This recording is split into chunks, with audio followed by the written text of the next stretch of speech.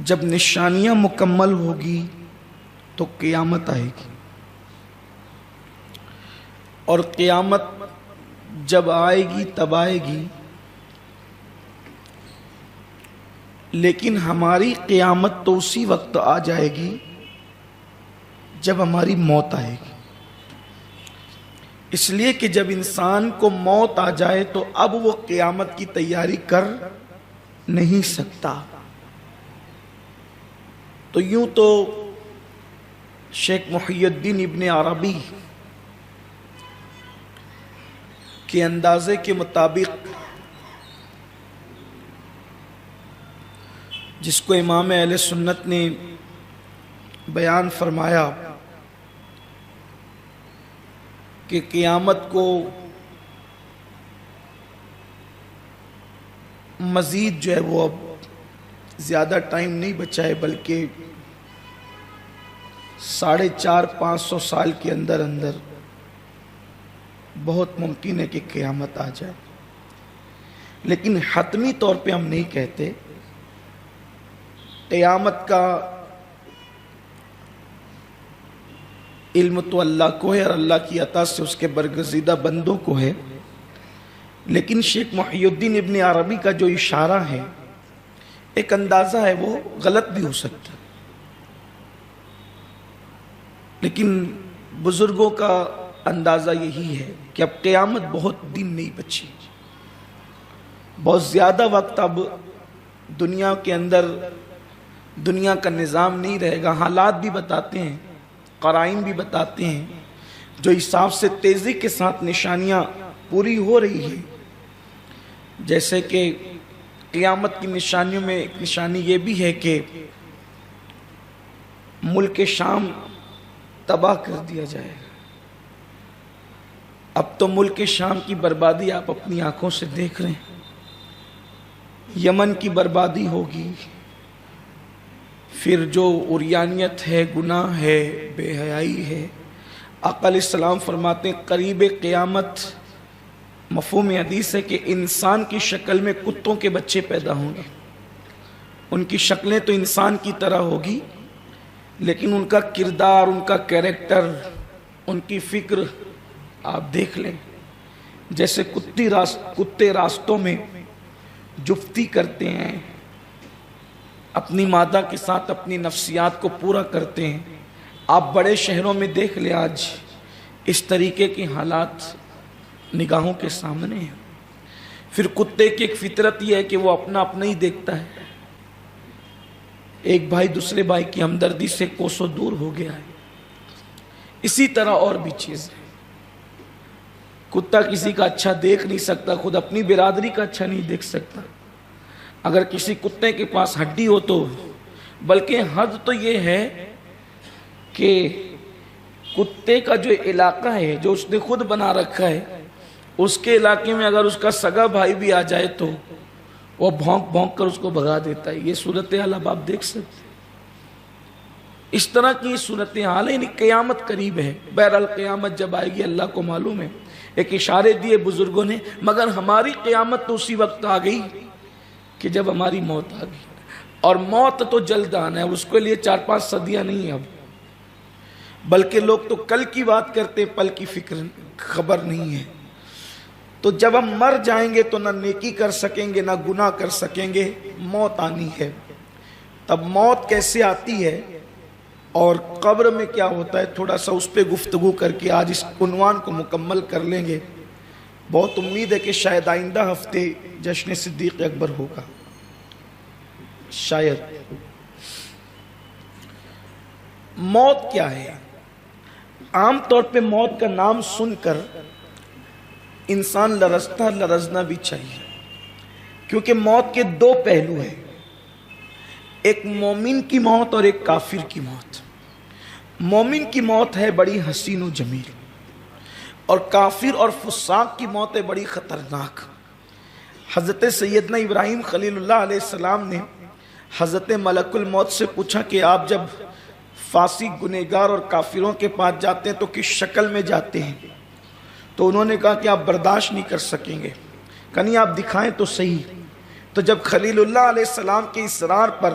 حضرت ملک الموت اسرائیل علیہ السلام نے کہا کہ پھر آپ اپنا رخ پھیر لیں، جب انہوں نے رخ پھیرا تو انہوں نے وہ شکل اختیار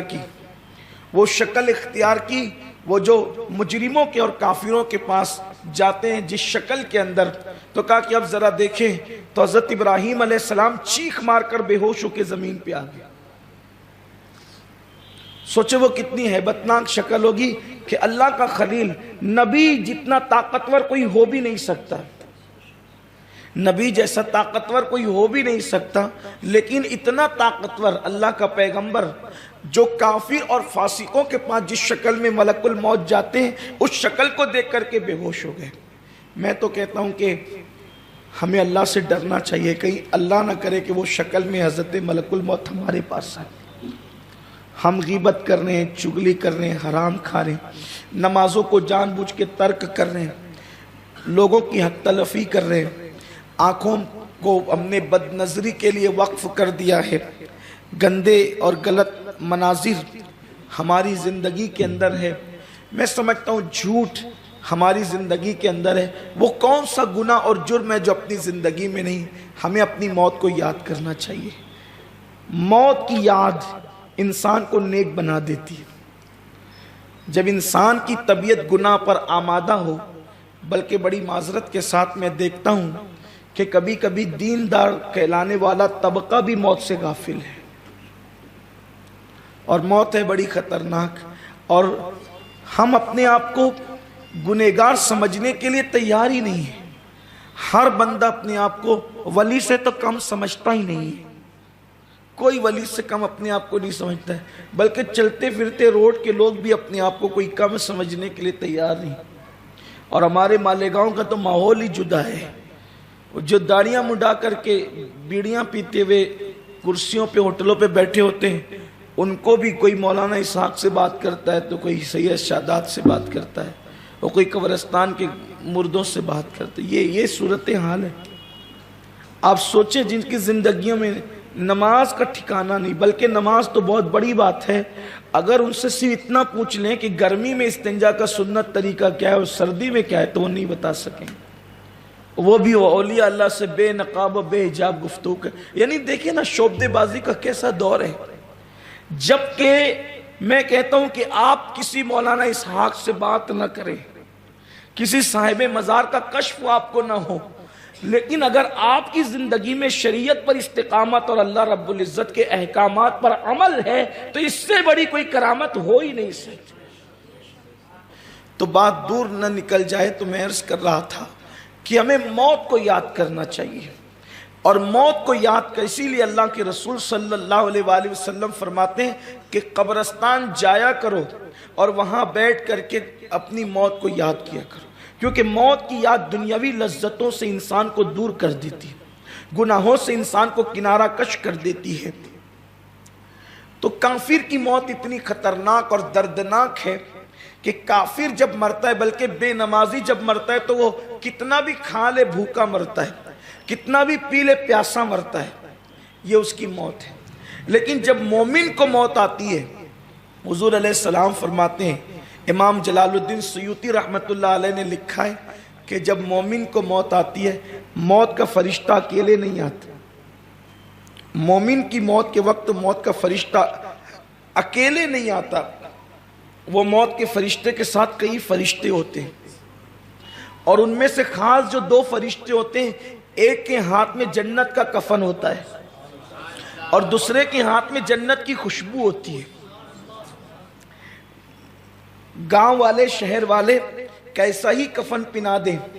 لیکن مومن جو ہوتا ہے، جو حضور کا سچا عاشق، نیک انسان، باعمل آدمی، جس نے اپنی زندگی میں گناہوں سے اپنے آپ کو بچایا ہے، میرے کریم آقا فرماتے ہیں فرشتے جنت کا کفن لے کر آتے ہیں، جنت کی خوشبو لے کر آتے ہیں، اور اس وقت یہ خاص بات ہے، جب مومن کی موت کا وقت قریب ہو تو وہاں دعائیں قبول ہوتی ہیں، وہاں زبان سے کوئی غلط بات نہیں نکالنا چاہیے، وہاں دعائیں قبول ہوتی ہیں۔ جب کوئی مرنے والا ہو، دنیا سے جانے والا ہو، تو وہاں سے تصویریں ہٹا دینی چاہیے، شور و گل وہاں نہیں کرنا چاہیے، بچہ رونے والا کوئی نہیں ہونا چاہیے،